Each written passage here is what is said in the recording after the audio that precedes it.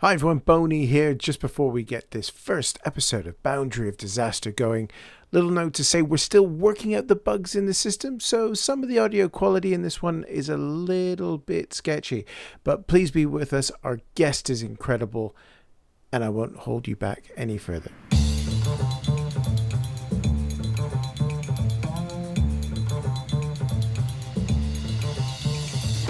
Ladies and gentlemen, welcome to the Boundary of Disaster, our newest episode in this motor racing podcast series.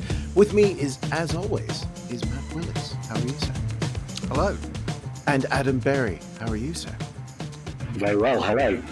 Our plan for the podcast is to discuss the very latest news in the racing world and welcome some incredible guests to chat about their careers and our sport in general. We are not going to be debating how on earth Alpine went from having two stellar drivers for one seat and lost both in 24 hours, though we probably will, because we have our next guest with us and we're seriously excited. Our guest this time is one of the most trailblazing and redefining people to hit the too often stale world of motorsport journalism in many years. From championing Formula E and environmentally friendly technologies to refreshing openness on subjects like mental health and politics in motorsport, it's great we get to talk to her today. Welcome, Hazel Southwell. Well, thank you so much for having me, and also that's an incredibly flattering intro. It's not flattering enough. We need to send him away to get him to rewrite it, I think. So how the devil are you? How have you been? I'm good. I'm going through a bit of motorsport flux at the moment, but, well, we're all quite warm I think we're all in Britain, are we? Mm-hmm. Mm-hmm. Yeah, it's all pretty warm at the moment. It's been pretty warm for a while. It's going to get warmer. So, yeah. On the one hand, low heating bills. On the other hand, I guess that's the status quo. Make the most of a heating bill situation whilst you can. Also, it's a rare non-race weekend. So, like, I don't know what to do with myself. So that's the other fact. Come on podcasts, I think, is the answer to that one. So, I mean, Hazel, do you want to just sort of tell us a bit about yourself to start with and how you got into motorsport journalism and you know, why Formula E was something you decided to focus on particularly at the time? Yeah, for sure. So I was a motorsport fan since I was a little child, since I was so young, watching on a CRT television that I thought Ayrton Senna was a woman because he had long hair and Senna is a girl's name in some places, and like I was too little to really understand. So I was an early Senna fan and then stayed very much part of that, but I sort of like wandered into my parents' kitchen at some point when I was a child and was like, I'm going to be the first female Formula One driver. Completely unaware there had been previous female Formula One drivers because like this was pre-internet, so it wasn't exactly easy to look up. And it was pre-computers, to be honest. Like, so it wasn't like we had Encarta or whatever. And Encarta, there's going to be like some teenagers listening to this going like, what's that, Grandma? Hey, Hazel, one of us here is a baby. He's from the He's from the 90s. Yeah. It's terrible. Gosh. Well, anyway, there was an encyclopedia that was on a disc, and it had a quiz that was very exciting for all of us. Yeah, I sort of wandered in and was like, I want to be a Formula One driver. And my parents, if they had even had the slightest idea of how they would have got me to be a Formula One driver, which they definitely did not, they had no connection to motorsport. I don't think they would have known what karting was. They would not have known where to start, even if they turned around and gone, yes. And they certainly didn't have the money. But they were both just like, but you are an environmentalist. And I was like, yeah. And they were like, and you know, screaming V12s, which it was at this time, like it's a different time. They were like, come on, can you really reconcile that? And I was like, God damn, you really got me with this one. Like, can't think of a way around it. And I did a few bits in motorsport when I was a teenager. I did some modelling because I did a lot of ballet, and I don't know, I could wear a leotard. And there's plenty of jobs for people wearing a leotard in motorsport still, and certainly were at the time. But it was never really something that I thought I could find a way into or pursue a career in. And then when Formula E came along, I was like, you know what?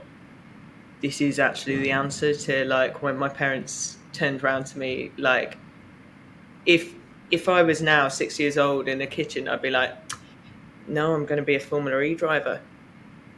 It was underdoggy. It was a bit, because I'd worked for Pop Justice and I've worked for lots of kind of like slightly more underground publications. I'd always been a fan of underdogs and kind of things that were challenging the status quo.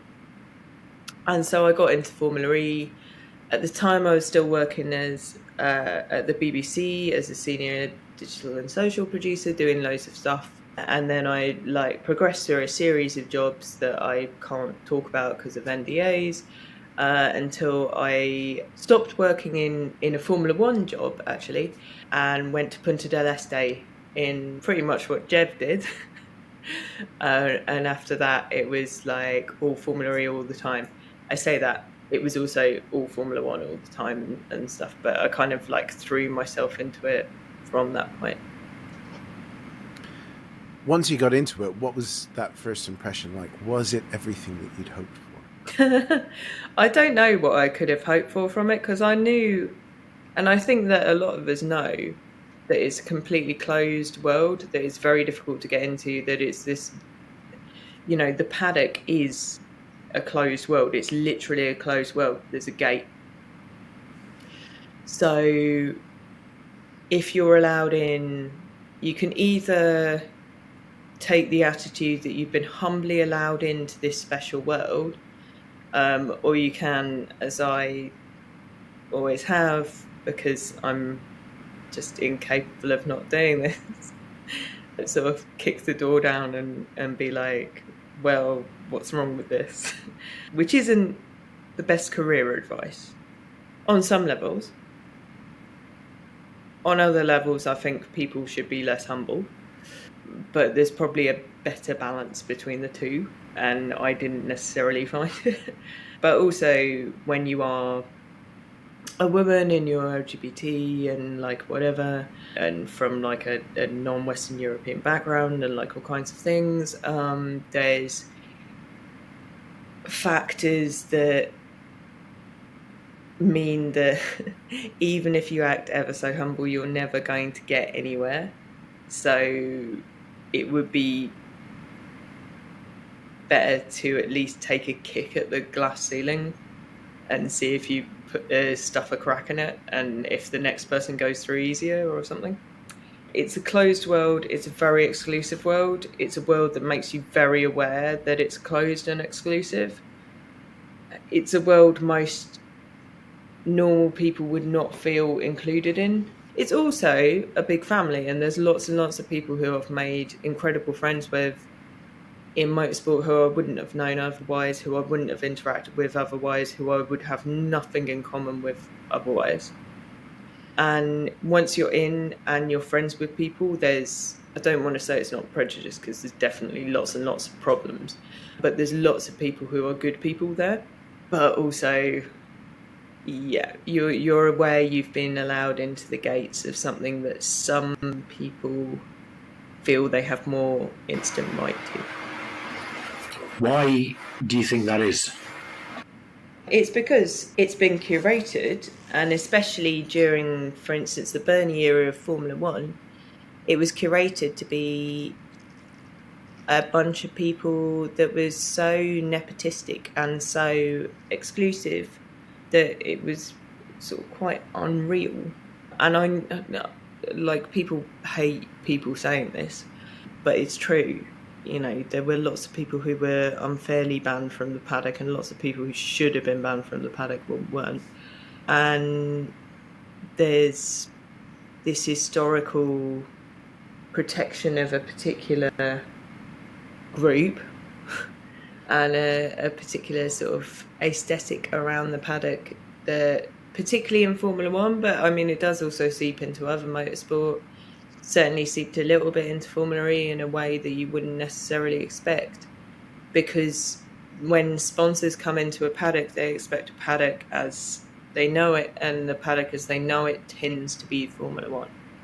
and they expect to be impressed in a particular way, and that involves things like having lots of very beautiful young women who are the VIP hosts, and are certainly skilled PRs, and are doing all kinds of jobs, but where you do question why none of them are beautiful young men, for instance. Yeah, I mean, I worked for a couple of years in motorsport journalism back in the sort of late 90s, early 2000s, and never very, very total, bottom rung of the ladder. Never made it into an F1 paddock, but thinking back, it's very clear that the sport looked a certain way, and kind of everything about the sport looked a certain way, and I kind of shudder to think how things were at the time, really, just in terms of the makeup of it all and the attitudes, and it feels like in some ways 20 years on things have moved a hell of a long way. Like the idea of drivers back then talking the way, acting the way Lewis and Seb do now, and the kind of stuff that they feel free to talk about. If you even think as recently as if someone Googles the 2011 Formula One intro from ITV, it's this horrible, like, it honestly looks like, and absolutely zero shame to people who do stripping and sex work, like solidarity with them, and they should be supported to have sufficient workers' rights, or beyond sufficient workers' rights. But it looks like a Spearmint Rhino advert. That probably shouldn't be a sport. Like, or well, pole dancing is a sport, but like it looks so unpleasantly sleazy. It's got all these casino vibes, beautiful women draping themselves around things. At no point do you see a car. I don't remember. I can't remember that either, but ridiculous, but doesn't actually surprise me in the slightest. It was like, I remember the Autosport show back in, I think it was 99, and just the main Autosport stand, and just basically grid girls there, and this is a trade show, but anyway, there it is. I'm gonna show my age. So, the last time I was in an F1 paddock was 1993, and I think my mum and Claire Williams were the only two women I saw the whole time we were at Donington with Williams. It was and the people serving the drinks. Mind you, ladies and gentlemen, when I say serving the drinks, I mean in the little pop-up tent that you now put in your garden. That was the hospitality bit for Williams in 1993. They had literal like plastic lawn chairs. It's hilarious. I got to dig some pictures out. But yeah, that was it. The worst thing is that it didn't seem weird at the time, or not. To me, it didn't particularly seem weird. No, I think there were one or two things that at the time even it was like, this is not cool. But it's sort of. I think that is one of the things. I mean, like, I've been one of those girls in leotards. Like, Well, no, I mean, it sort of. So one of the things is that there's not many people that write about them who's been one of them, and and I was never in F1, but like local motorsport, and to be one of the people who writes about grid girls who has been one, admittedly a terrible one. I fell over a front wing once. You can sort of see a very different side of what you were expected to do, and unfortunately, it's not a flattering side to the sport. People can say it was just for, beautiful entertainment or whatever. It's like, if you're not excited enough by cars going motor racing, maybe it's not for you. Fascinating stuff, to be honest. And I don't know if we should move on to our questions. I know you wanted to ask me about Saudi, which is an interesting question in this context. Mm-hmm. Because obviously in Saudi you can't have grid girls per se, or not in the same way. The sleazy show of motorsport can't show up to Saudi because of the local laws. Now, there's lots of things that are sleazy about showing up to Saudi, taking the government money, There's all kinds of aspects of turning up to Saudi that certainly have all kinds of sleazy vibes, but which aren't tolerable in the broader motorsport thing. So something that I found very interesting when I went to Saudi Arabia for Formula E, and I had no idea what to expect, like literally no idea what to expect. I thought I knew about Saudi Arabia because I'd been working for humanitarian organisations. I'd worked in some contexts that were sort of contra Saudi Arabia, and I had a big idea of Saudi Arabia, I think, as most people do, as Riyadh in particular is just referred to as like a government place and as a foil for the Saudi Arabian government. So you hear about Riyadh has entered the negotiations with whatever it is. You don't really hear about it as a city of 9 million people. You don't really hear about it as a place. You don't hear about like, oh, there's, something happening in Riyadh, because nothing happens in Riyadh. Now you do hear about stuff happening in Riyadh because you hear about the golf tours, the horses, the tennis, the whatever.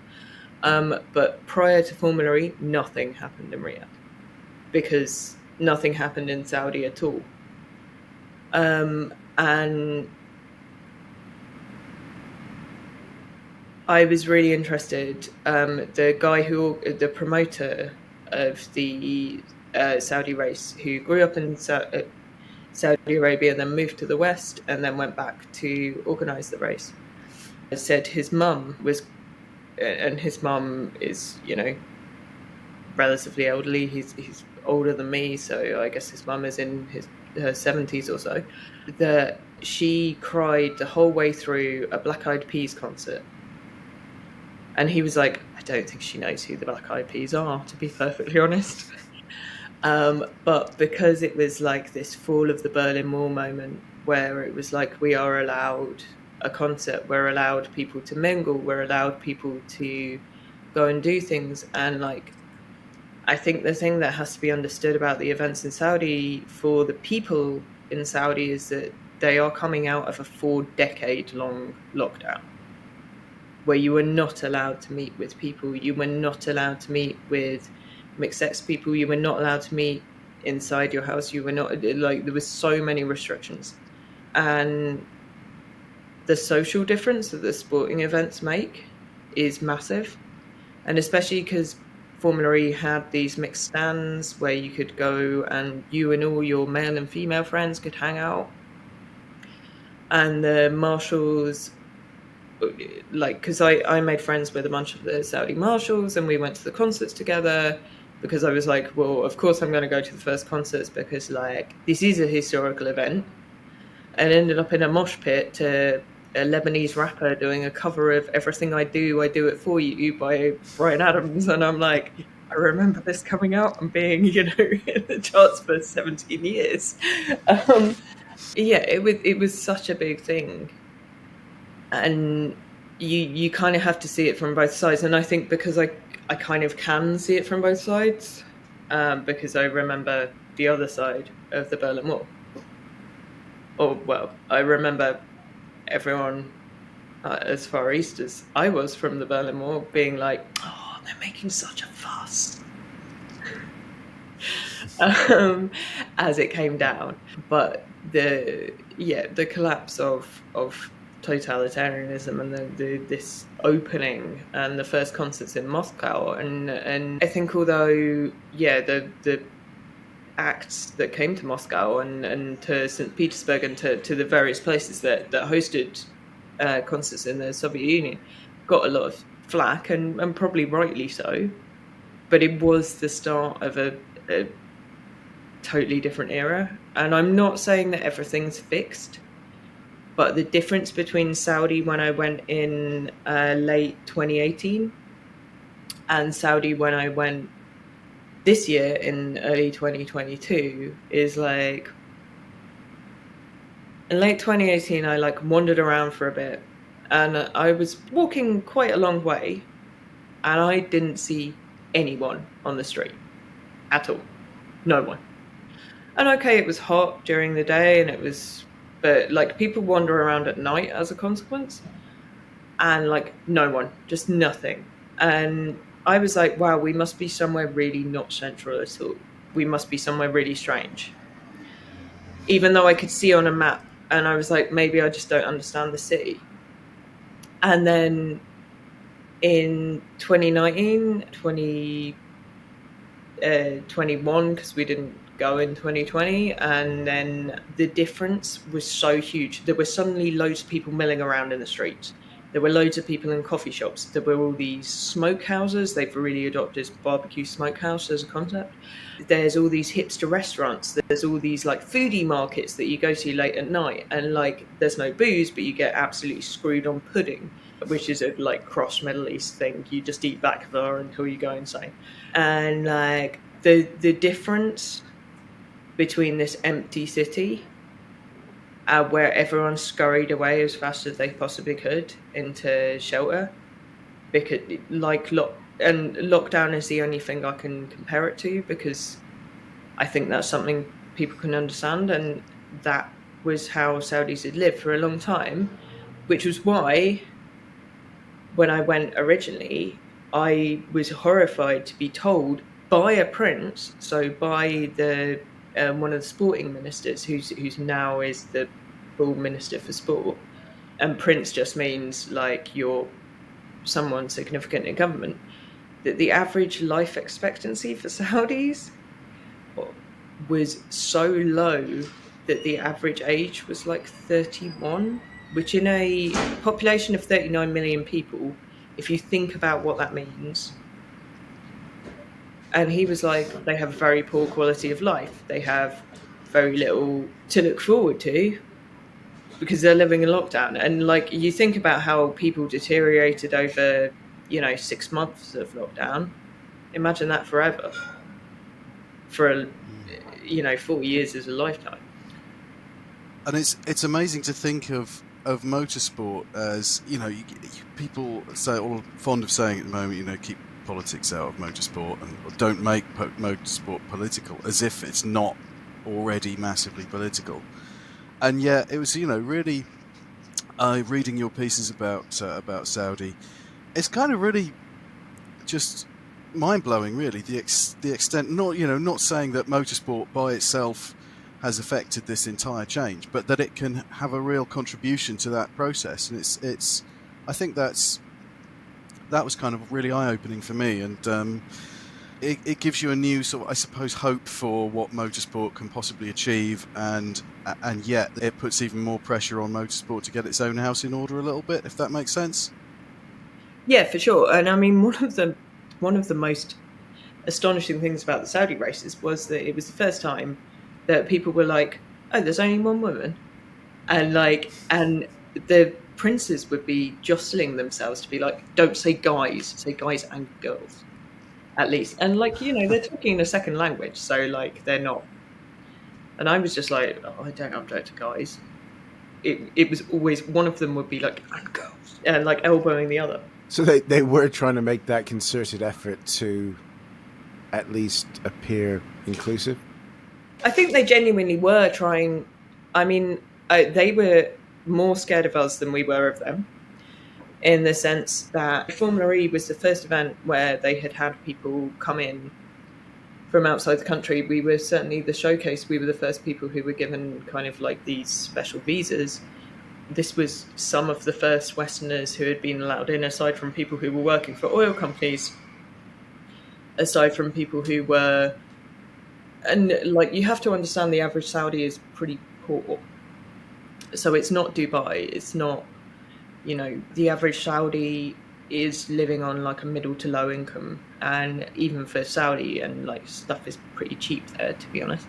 The extent to which you could get out of the country if you were someone who was of means anyway. So like, you're never going to stop the upper classes moving around. All you're going to do by putting all these boycotts in and putting all these barriers in is preventing anyone normal being able to do anything. And having done my degree in international relations, the overwhelming and we know this, and we've known this for decades. Like, I didn't do my degree recently.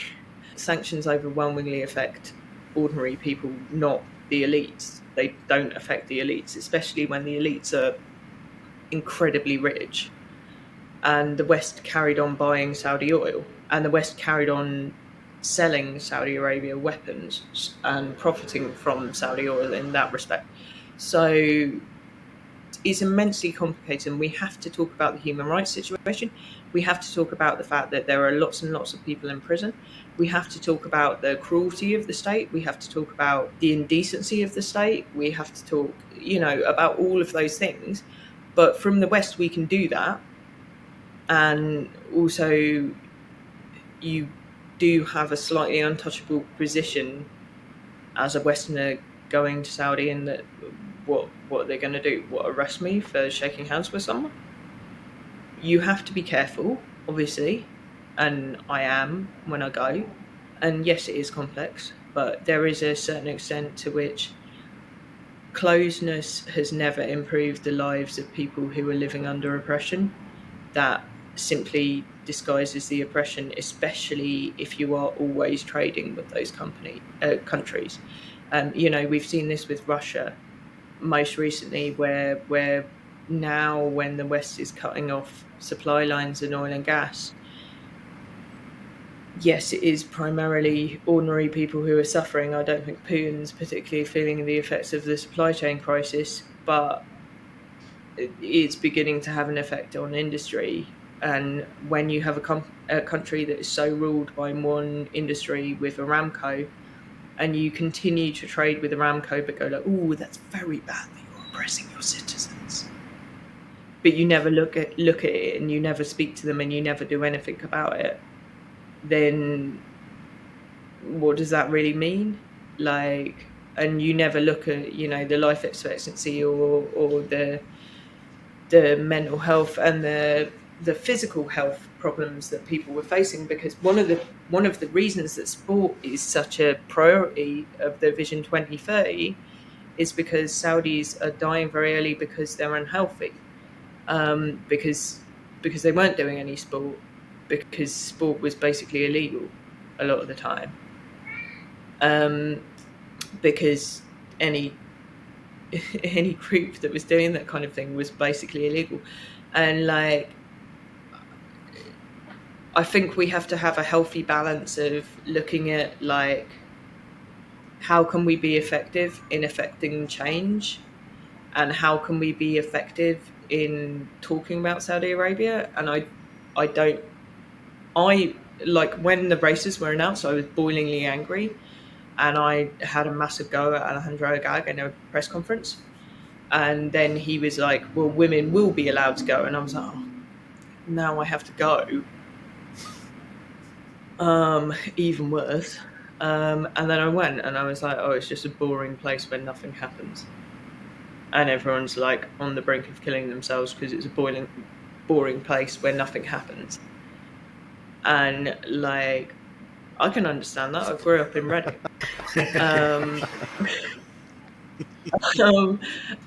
Which is, sorry, that's a very, very horrible, like, that's a rubbish joke. But like, I did a week's course in Reading once, and I've got family who live in Bracknell, anyway, go on. So. which is I think they regard it as the sort of more or worse area in the that general Reading bracket. So, I mean, it's not flat out, is it? So, you have to balance the idea of 39 million people whose average age is 31 with how much you hate their government. And like, when I think about the Soviet government, like, of course, lots of reasons to hate them. At the same time, I think there was probably lots of reasons to hate lots of governments in the West, particularly,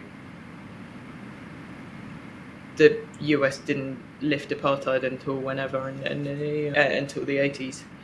And we have a very revisionist history of who is the good guys and who is the bad guys, and who deserves their government and who doesn't deserve their government.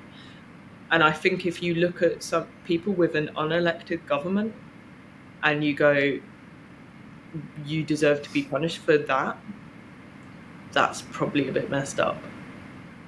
At the same time, there obviously has to be political influence exerted, but that could probably be exerted by saying, like, we're going to stop buying Aramco oil, which no one has ever suggested. Aston Martin certainly didn't kick up too much of a fuss when that sponsorship deal came knocking on the door. I think now it's more important to talk about what is acceptable and what is tolerable in terms of, so for instance, what happened with the Saudi Arabian Grand Prix earlier this year, when there was the missile strike by the Houthis on a Aramco site near Jeddah. And it created this huge plume of smoke. It was a complex missile strike. It was opportunistic. It was obviously designed to create attention and to create the idea that international events could be a target. There'd been an alleged missile strike during a Formula E event previously. OSINT is, so open source intelligence, is sort of ambiguous about this. It appears that there was at least an intercepted missile strike over the desert somewhere near Diriyah. It certainly wasn't headed to the Formula E event. And I mean, at the time, there were lots of people who were like, it was hidden by the fireworks. I've been shelled. You don't mistake shelling for fireworks. Fireworks sound like fireworks. They can be loud, but shelling sounds like your head caving in, and even from a distance. And it comes with a big sort of rush of stuff, especially in the desert where there's nothing to insulate the sound. So I personally think the missile was shot down a considerable way away from Riyadh, probably hundreds or maybe 100 miles away from Riyadh.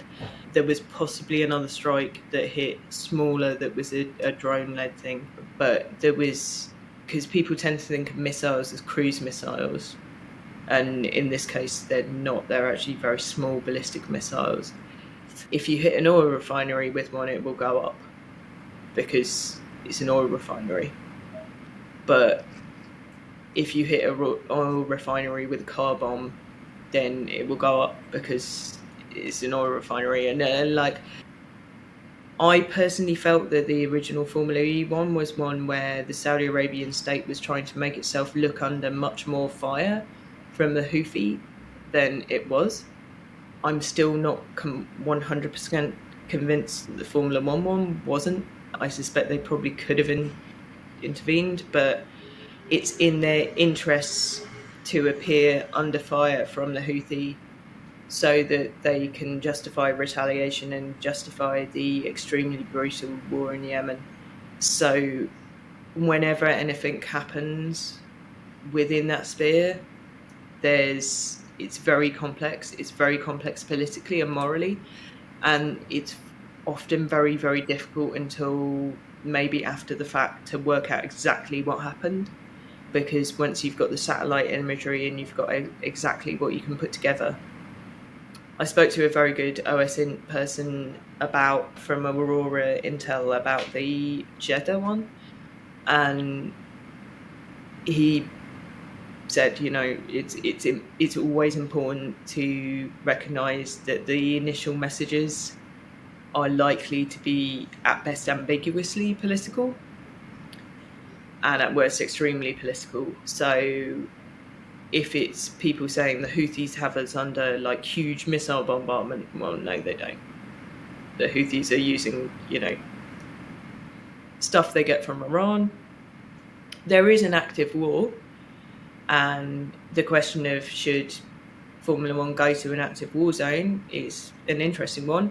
I think it's a more interesting one if you consider, say, Silverstone in the 90s, when the UK was an active war zone, or the last few years of Kailami when South Africa was an active war zone, was also, a extremely morally reprehensible state.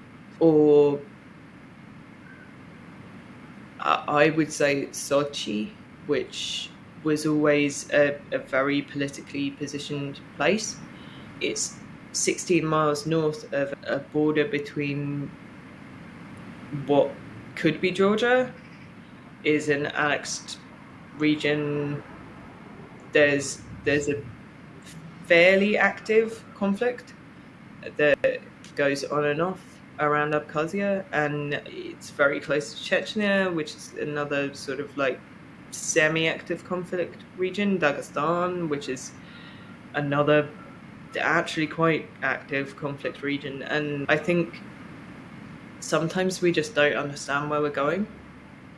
You know, I'm stunned that the Olympic Committee signed off Sochi because it's a war zone and it's on a genocide site, and like you know, there's all these things. So I think generally it's too generalist to say, and I don't want to be like everything's fine because everything's problematic, because that is absolutely not my point. But I think that we have to always be careful to listen to the people who are from places. So I don't think I'm an interesting person to talk to about Saudi Arabia. I think Saudi Arabians are the interesting people to talk to about Saudi Arabia. But I do think that we have to be a little bit more cynical about everywhere. So we have to be more cynical about Miami. We have to be more cynical about, Vegas. So Miami, at the same time as the F1 Grand Prix was going there and having like a fabulous time with lots of VIPs, there was horrible anti-LGBTQ plus laws proposed to be put in place. They didn't end up put in place, but my God, it was fucking close. And like, we need to think more about who is the good guys just because we know them, or like who we automatically allow a pass because of whatever. And I don't think it's wrong that we apply scrutiny to the Saudi Arabian Grand Prix. I don't think it's wrong that we apply scrutiny to, any Grand Prix, but we have to apply the scrutiny to all of them because it's right. Like, and I also don't think, it's like there's military fly pass that we do at Western Grand Prix where I'm like, well, I don't think we should do that either. Sorry, I will shut up because I've been talking for ages. I'm probably rambling. No, I think it's all very interesting. That I don't want to say that idea, but the complex nature of what happens when an event is held somewhere. The interesting thing, and a question to ask you really, is the response to those actions.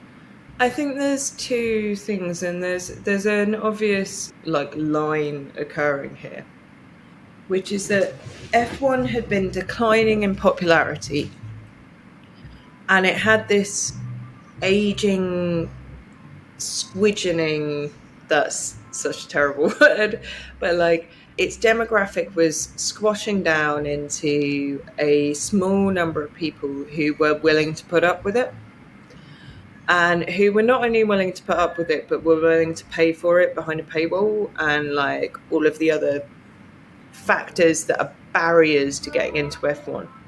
That was a huge problem for Formula One, huge problem.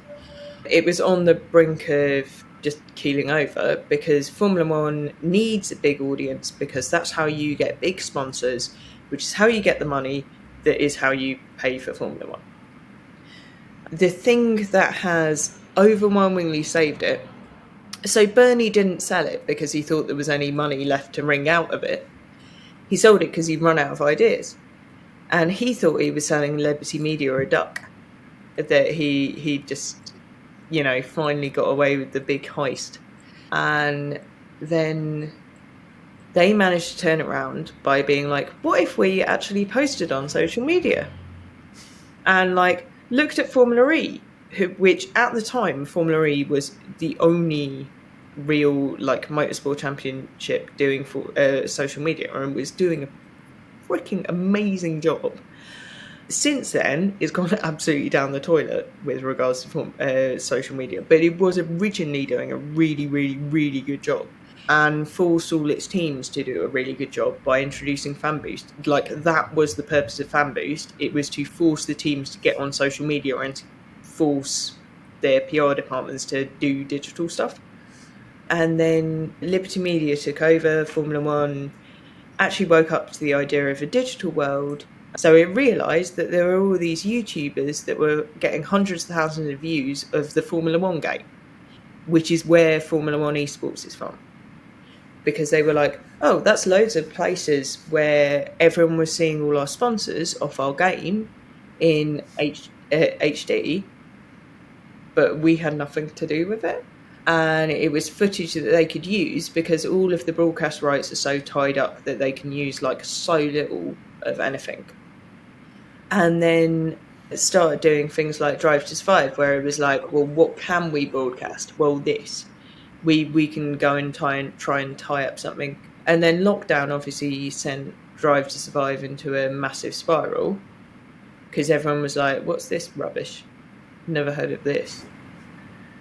Oh, it's drama, is it? All right, I'll watch it. Because we'd all run out of YouTube twice by this point.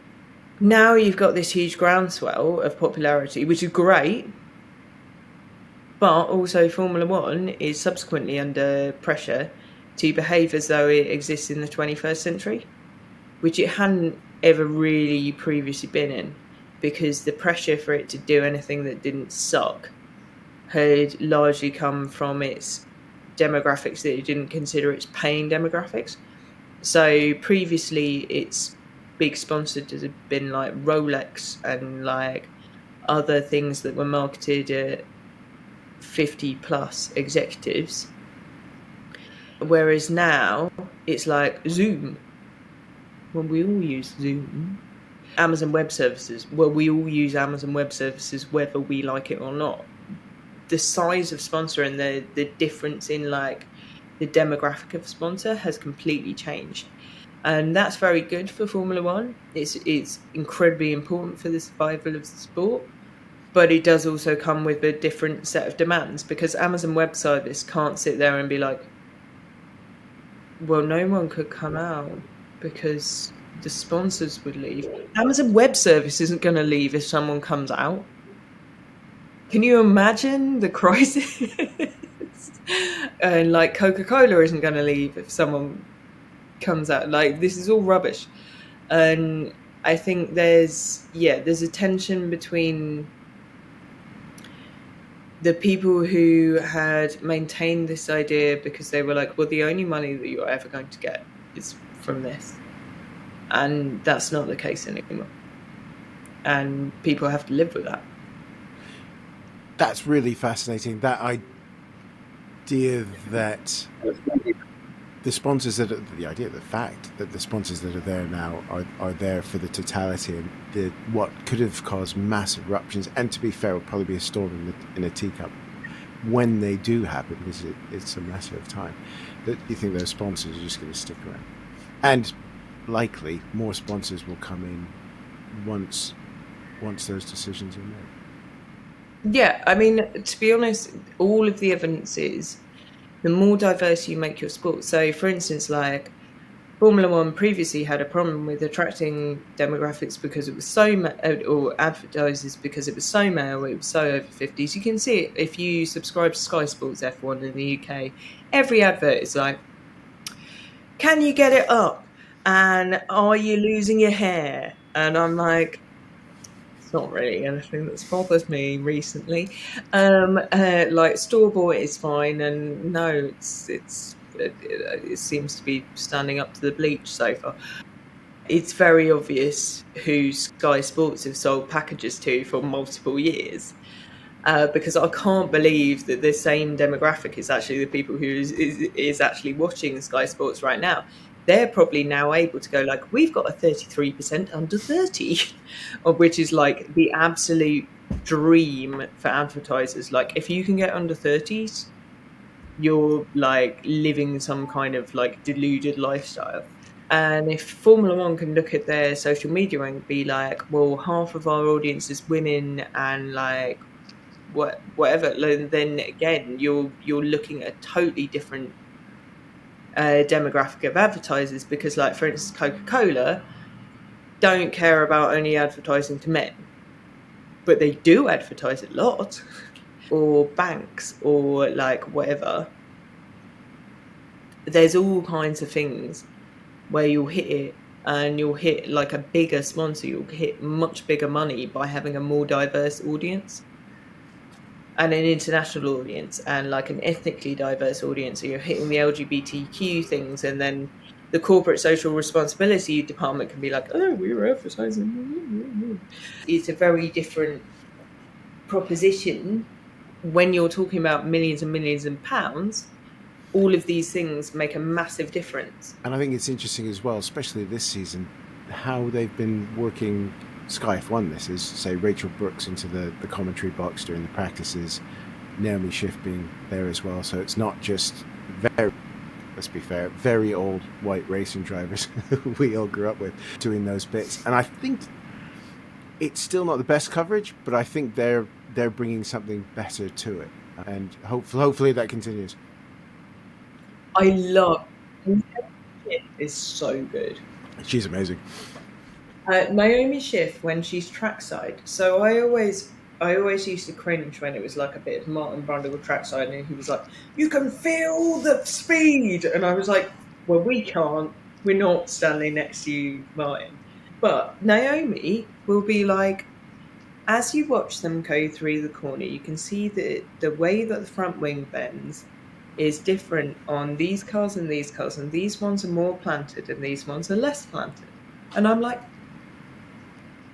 that is brilliant. That is exactly what you want. Like, for a new Formula One fan, for an old Formula One fan, that is exactly what you want. I'm the first person to say, like, I'm quite good at... Well, no. Sorry, I shouldn't talk myself down. I'm very good at the technical stuff, but I'm not an aerodynamicist. And even though I did a postgraduate aerodynamics qualification, I can't really tell you in the same way that Scarbs Tech or like some of the other really good aerodynamic technical people can look at a front wing and be like, oh, that's more or less downforce. I mean, I can probably say more or less downforce, but I can't say why or like particularly how much. But like that kind of information of like how to watch it and what to look for, that's so useful. Like, that's so helpful in such a technical sport. That's so helpful. It's like a light bulb moment when you see things like that, and I think in some respects it feels like the sport's just, it hasn't really moved on very much, and a lot of that information that you get from social media now in little snippets like that and the traditional broadcasters have been a bit slow to pick up on that kind of thing, and it's really interesting that it's this sort of change in demographic and the pressures that have been put on the broadcasters through the way things have been changing that have maybe driven that a little bit, and they're sort of actually finally moving on from like the long 1990s, which is sort of where I feel like we've been for most of my time I've been following it. It's like millennials are a long generation, and we've had a long 1990s. Yeah. I think that's where Formula E have done really well in explaining the technology, because the sport's as much... Ooh, okay, here we go. Now we're getting on to the fun bit of the podcast. I've always thought, let's rephrase this question, they've done very well in explaining the tech. Hazel, tell me why I'm wrong. So, I think that Formula E actually does do a good job in the sense that in the rundown to every race, it does a bit about this is how the cars work. They have regen, they have whatever. The thing that I think Formula E has done very badly on is explaining exactly what it has done in terms of progressing electric vehicle technology. So with Formula One, they're like, these are the most advanced cars in the world. With Formula E, they can't say these are the most advanced electric vehicles in the world. They're not. It's true. Partly because they're generational, partly because they're power limited, partly because they're battery limited. But they are the most raceable electric vehicles in the world. And the thing that is really important about Formula E is that, like, the big miracle of Formula E, and I wish they would let me do a video about this, is regen. So regen in electric vehicles has been set at pretty much the same as it always has since the very first Prius was introduced, which is 70 to 90 kilowatts. Almost every electric vehicle, including the high-end Teslas, has, which, you know, Teslas don't have particularly advanced technology in them. They have shocking batteries, and almost everything about what they run on is very basic. Thank you, Hazel. I've always wanted to talk to Tesla's lawyers when this goes out. Well, the exciting thing is they don't have a PR department, so they probably won't notice. And also, I am quite happy to take that on myself. So please don't sue the podcast. However, the high-end Teslas now coming out are only just pushing 110 kilowatts of regen, which is very, very low. Generally, everyone has been nervous about using large amounts of regen, even though it's a great way to prevent brake deterioration, even though it's a great way to deal with the weight of electric vehicles and brake deterioration as a consequence, even though it's just a huge range extender. It's been something everyone's so nervous about that they won't do, because they're like, what if we cook the battery with regen? Because it's power flowing back into the battery, and the battery's, you know, charging, discharging, and it does get it hotter and less hot. Formula E, by using these spec limited batteries, so you can't have a special liquid cooled battery, you've got to deal with the battery you're given, forces car manufacturers to think clever about how they're dealing with stuff. So the Mercedes EQS has 295 kilowatts of regen, and I wrote to them like 3 times. I was like, just to check that is actually regen. That's not, I don't know. Yeah, like, it looks, you've written that as the regen figure. Are you sure? Because it was so much higher than any other production car. And they was like, yeah, that's the regen. And I was like, okay, well, that's more than the current Formula E. And they were like, oh yeah, it's because we learned how to do it in Formula E. But we've got a way cooler battery than the Formula E battery, because the Formula E battery is 3 years old. And I was like, oh, okay. So, like, Formula E, by forcing them to use, like, basically, it's not a crappy battery. It's just they can't pick, like, whatever high-end battery they want to throw out every now and then. Forces them to be clever and to learn how to use regen and to manage temperatures and to be smart. And you see massive real-world gains. So, like, Jaguar have put 13.2 miles on the I-Pace through the I-Pace racing. And then they've also put a 10% increase on their plug-in hybrid vehicles by getting them to drive like the way that a Formula E driver drives. So getting them to lift before a corner the way that a Formula E driver would. And like, I'm like, this is what it needs to do. This is the clever stuff, the pushing the end of it stuff. Because like, motors are fairly basic, batteries are limited at the moment because we only have lithium ion technology that's kind of usable, and that will change, but this is where we are now. That's where it needs to be good. Is the Gen3 car sort of moving some of this up a little bit, or? Yes, for sure. So 600 kilowatts of regen. Okay, the follow-up question to that is, 2 of them have crashed rather spectacularly recently. Yeah. How is that going to be impacting the development? Because I was quite surprised that there's literally no redundancy in the code at the moment for when the battery skips out that was saying on the race. So, I mean, the code is written by the manufacturers, so at the end of the day, that's where it's at. The first spectacular crash was during chassis testing. It was Teo Porcher. He won't speak about it. He won't even confirm he tested the chassis. So it is what it is. I interview Teo relatively regularly because I do Junior Series stuff, but he won't talk about it. It looks like a really spectacular crash. To be honest, I think it just went a bit sideways. The car has no rear mechanical brakes, so it's all regen braking at the back. That sounds really dramatic. Like, that sounds really like... But the car's never had any mechanical brakes at the back, to be honest. One of the reasons that the first corner of Formula E is always so messy is because they can't brake with regen below 95% battery, or above 90% at 95% battery. And so they have no brakes into the first corner because, like Formula 1 cars, Formula E cars brake 80% to more than that, more like 90% with regen. So it is what it is. The car seems to be very squirrely. It's very light. It's got a small battery. It's got this massively high regen, which when it brakes, yes, it's unpredictable. We saw a lot of this with the first generation and the second generation. I'm not particularly concerned. The thing that's more concerning is that there is a current massive shortage of chassis.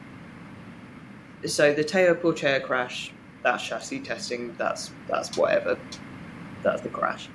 But now we're into manufacturer testing. The Ollie Rowland crash means that they have no chassis to test right now, because there isn't another chassis for Spark to give them. That's a problem. Like, we're going communal testing. Oh, well, I say we. They are going communal testing in October. So we're cutting really fine. Like, the powertrain has to be homologated by October. You're talking very, very, very fine margins now. Yeah. I mean, it was tight when no one had seen a chassis until April. When I was in Monaco at the launch, it was swarmed by mechanics that were literally measuring it. Like, they had their tape measures out.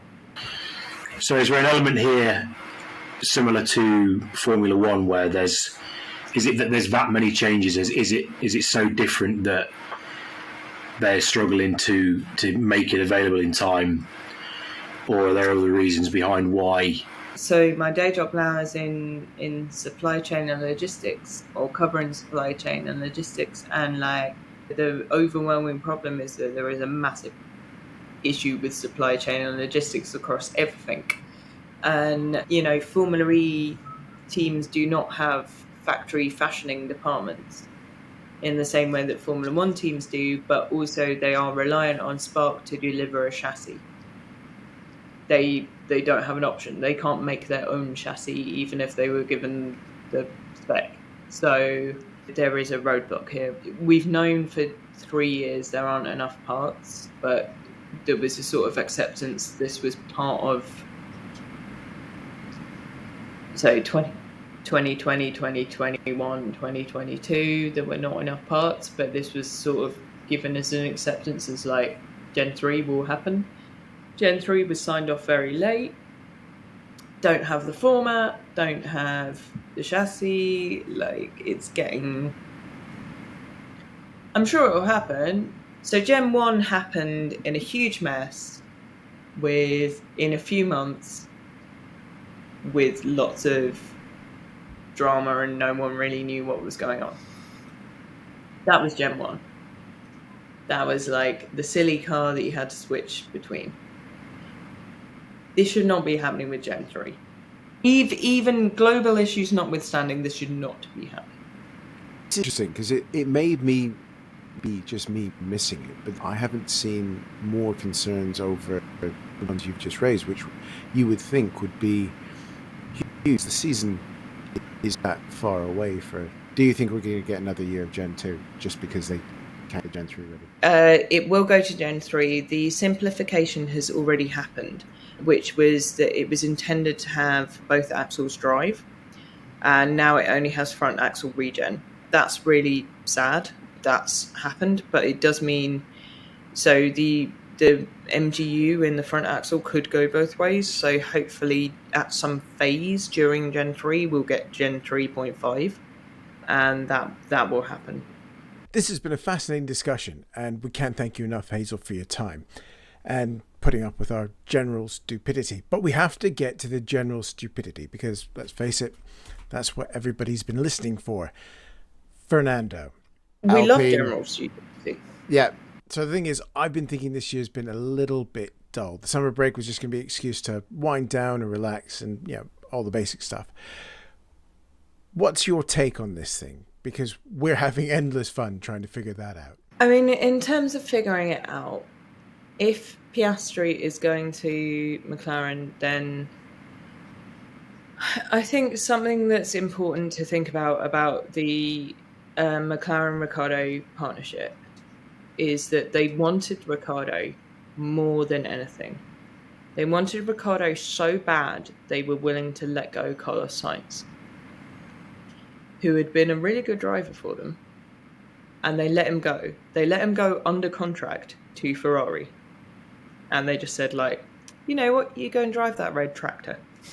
Obviously, it turned out that perhaps Ferrari had not completely clowned on themselves, and well, in different ways. But Ferrari, took Sainz, and they were crowingly excited to get Ricciardo. So I do not believe for any second that they, taking Ricciardo an enormous price, were sad to get Ricciardo, or that they were disappointed to get Ricciardo, or that they were willing to screw him over in some way. Also, remember, they are in a points fight with Alpine, and they desperately want him to score points. I do believe that McLaren are a midfield team who is barely in the position of scoring points. And I think that Daniel has, to be honest, shown where McLaren truly are. Not particularly that he's a bad driver, just that he hasn't been able to outdrive the car in the same way that Lando has, because they weren't ready for a top team driver in the same way that they weren't ready for the lead in Sochi. They showed that they didn't know actually how to lead a race when they were challenged for the lead of a race. And they thought that Daniel would teach them how to do that. He wasn't able to get to the front enough to do that. I think there was a bit of hubris on McLaren's side, that they thought that they were going to go back to being a race-winning team, and that they thought that this would be a way to do it. I think that ultimately, because, and I don't think either side is faking it, they just don't understand why they can't work together. And like, that sounds unbelievable between the analytics of all of an F1 team. But I think it comes down to the fact that McLaren is where it is. And like, if you think about, McLaren with Jenson Button and Fernando Alonso couldn't work out what was wrong with it, which God knows it was a lot. And it certainly wasn't just Honda. There's a lot to be said for they just weren't ready for a top team driver. So has Piastri actually made a horrible mistake? No, not necessarily. I mean, he's a Formula 2 driver who's been sitting on the sidelines for a year. Yeah, this is true.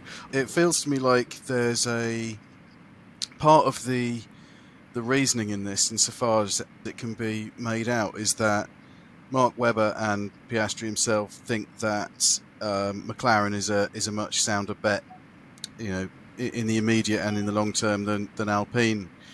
And I'm not 100% sure that that's correct, given that's McLaren's problems for many years. But having said that, it feels like both McLaren and Alpine are teams that keep sort of kind of hitting this wall in the sort of upper midfield and then not being able to get by it, and they keep thinking that they're going to be able to sort of make it into the top three. And obviously Alpine's kind of doing it on not really the proper kind of budget for a top team, but I think the error that was made was that Alpine said that they were negotiating with Fernando Alonso. Yeah. At which point you say, well, how many years am I going to sit here making tea? Fair point. Very fair point. So of course you go and like Mark Webber is not a particularly good manager, to be honest. He didn't manage Mitch Evans very well. He's already failed to get one into Formula One. And Mitch is now in a great place. He's now, the god of Jaguar. He's the Lando of Jaguar. And he's eaten every teammate apart from Sam Bird. And they had to get a Sam Bird in to get a teammate that he didn't just utterly destroy. And not because he's horrible. And I don't think it's because Lando is horrible. I think it's just because they're so embedded in the team that like the team understands them on a level and they're out driving the car. So do you think that that's very much the case then at McLaren, that Ricciardo is getting the best that he can out of that car and that Lando is out driving it? Because there's been some suggestions that Danny's struggling to get a handle on the car. I don't think he understands the car, and I don't think, and I think Lando doesn't like it either. Yeah, I suppose it's tough. It's always going to be tough for a driver, isn't it, regardless of the reasons behind it. If you're in a team with someone that's less experienced than you, who is consistently outperforming you on the track, it's going to create some sort of perception, isn't it, to outsiders, those looking in. And I understand why Daniel Ricciardo fans are keen to sort of subscribe to some sort of conspiracy theory that they're sabotaging Daniel, but it would make no sense for either Lando or McLaren to sabotage Daniel because they are desperate for the money from the points. They do have some heritage payment, but it's nothing like, for instance, Williams or Ferraris, and they don't get, like, McLaren nearly went bankrupt over lockdown. Like, we have to remember that, like, they came really, really close to the end, and they had to hawk MTC to landlords and buy it and rent it back from them. So, like, McLaren have pretty much hit Williams' stakes financially, and they just about managed to claw onto it. And if they're looking at a driver that they're paying an alleged 25 million to a driver who they were paying a fraction of that and he's outperforming him, then I thought they were quite kind to not bin off Daniel last year, like in business terms. And one of my friends made a tweet where it was like, if you underperform in a normal sport for 2 years, you would be considered to be out. If you underperform in some other sports, but you're a funny person, then that's an injustice. I think the failure goes both ways. Like, Daniel has obviously failed to gel with McLaren, but I think McLaren have failed to gel with him. And I think McLaren have, like I said, with Alonso and with Button and with like previous drivers, they've failed to be able to take on board stuff. We know that Stoffel is very good. We know that Stoffel is extraordinarily good. And he was hampered by, admittedly, the Alonso problem and also by the mass amount of beef that was going on with McLaren and Honda by that point. And because he was seen as more Honda, because Honda considered him one of Honda for various reasons. But this is a team that failed Fernando Alonso. So Andreas and Lando will say it in interviews. They don't have the infrastructure around them to operate like a top team. They don't have the data centers. They don't have like everything that they need to operate like a top team in the current era. And some of that is that they had to cut costs and slice down things. And in a way, they never recovered from that, like the Spygate times. It's sort of been a downhill and uphill trajectory from then. I think they thought they were ready for a top team driver. They probably weren't.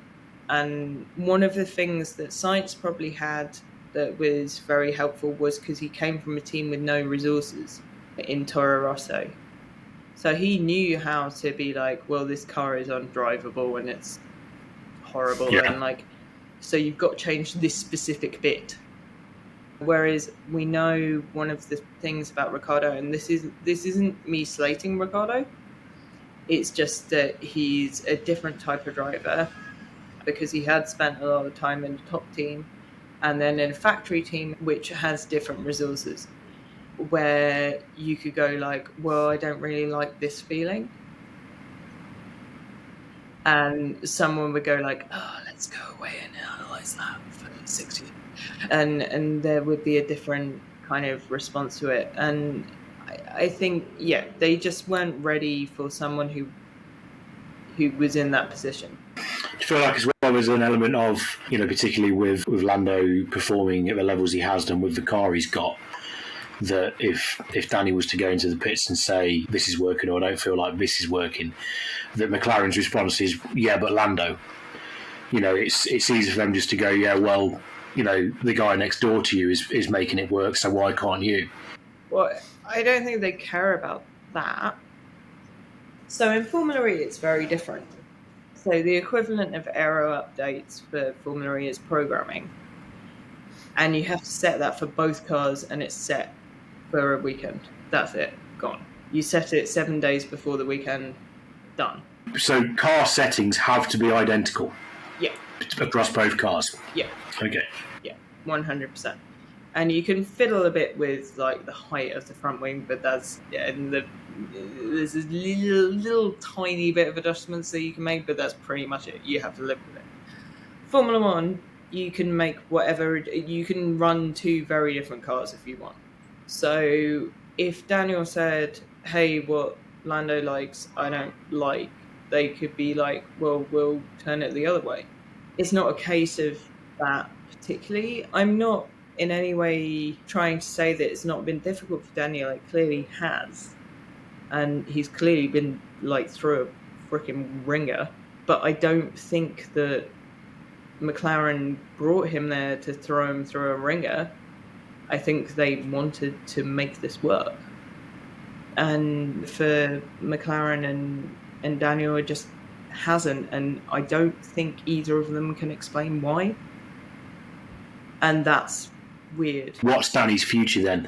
I mean, is it the obvious one? Do you go to the only open seat that's currently available and says, yeah, I'll have that, or does he think about maybe moving on to something else?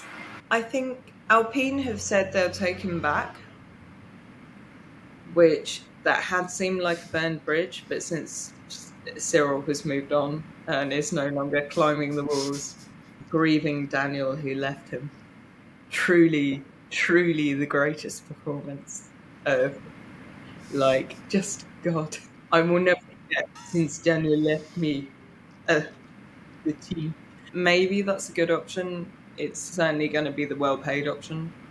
So if he wants a last few goes in Formula One, then for sure. If he doesn't, and especially if McLaren hold him to his contract, then he has an opportunity to be paid Formula One money for 1 year only in Formula E, because this is the final year of the €12 million budget cap for Formula E teams, which €12 million, you've got Formula One teams going like, we can't operate on $140 million. But €12 million budget cap, excluding driver salaries. So he could go for one last round and then screw off to, I don't know, supercars or whatever. Right, let's wrap this up. A couple quick fire questions for you, Hazel. Have Ferrari properly screwed this up and we can discount them for the rest of the year? Yes. And no. So yes, they have properly screwed this up, and I don't think there's any coming back from this. But Do I think that they will comedically come back at the end of the season and win a whole bunch of races in a row with a 1-2 in a destructive manner? That, like, if only they could have found this form. Whilst Red Bull have exploding engines, Mercedes finally reached the end of their reliability. I don't know. Yeah, I think we could see the too late to come back. Will Mercedes win a race this year? Probably. With which car? I think it is a complete toss-up. I think Mercedes will win a race on chance in the way that McLaren did last year. So, yeah, it's whichever one is ahead. They've been very good at picking up pieces this year. And let's think of one last random one. Should be a Formula E question. It is, and that's what I'm going to go for, because I'm looking at our notes. Can anyone stop Stoffel? I was trying not to ask that question because I don't think anyone can. And if I say anyone else, my daughter will appear and just punch me. She's a big Stoffel fan. Okay, let's ask it. Can anyone stop Stoffel? Yeah, mathematically, people can still stop Stoffel, and it's Formula E. So he could turn up in Seoul, and his car doesn't work. So, yeah. I personally think it's Stoffel's year, and it's a very earned championship. Stoffel is a hugely underrated driver. I unfortunately think it's going to fly under the radar and kind of mean nothing, which is really unfortunate for Stoffel and also for the end of Gen 2. But Stoffel's been there since the start of Gen 2. He dragged that grotesque HWA to a podium in his first year. Anyone who watched him in GP2 knows how good he is. And to be honest, anyone who watched him in Formula 1 knows how good he is. Formula E's been up and down for him because Formula E is up and down for everyone. But the problem with Formula E is there are so many people where you're like, flipping love to see him win a championship. And like, I don't know if I feel the same about Formula 1. And maybe it's just the field's so uneven in Formula 1, whereas the field's much more close in Formula E. And you genuinely can get about 8 people who are in machinery worthy of and could have fought for a championship were it not for, like clobbering in lap 1 and I think Stoffel was very unlucky to not be the first Mercedes champion. And I think although it's boring if Mercedes win again, I'm happy if it's Stoffel. That said, I'd freaking love it if Mitch somehow clobbered it.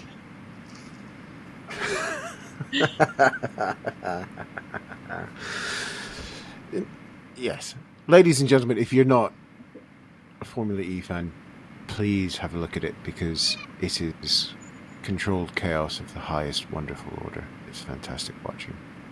And I suppose, to wrap up, are you missing it? Me?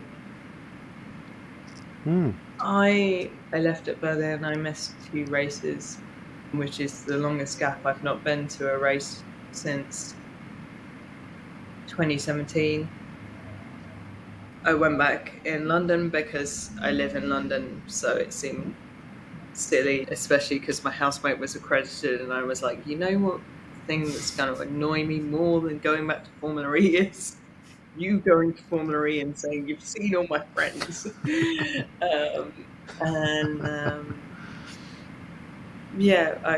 I miss it desperately. I wish I could go back.